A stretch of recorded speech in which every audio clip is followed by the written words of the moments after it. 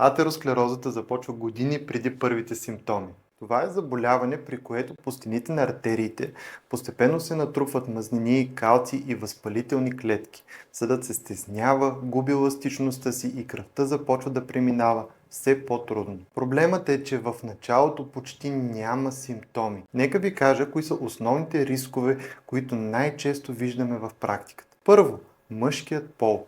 Мъжете развиват атеросклерозата по-рано, особено преди 60 годишна възраст. При жените рискът нараства след менопаузата. Второ, дислипидемията или казано на по-просто, високият лош LDL холестерол и ниският добър HDL. Това е основният строителен материал на атеросклеротичните плаки. Трето, захарният диабет.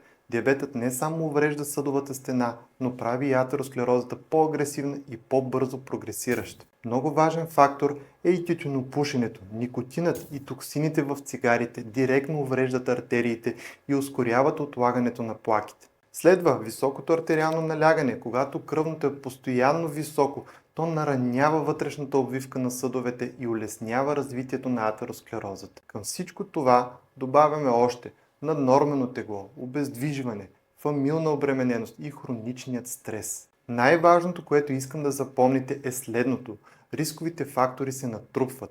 Колкото повече от тях има един човек, толкова по-висок е и рискът. Добрата новина е, че голяма част от тези фактори могат да бъдат контролирани. Навременната профилактика и съдовият преглед могат да предотвратят тежки осложнения. В следващите видеа ще говорим за симптомите на атеросклерозата и кога трябва да потърсите съдов хирург.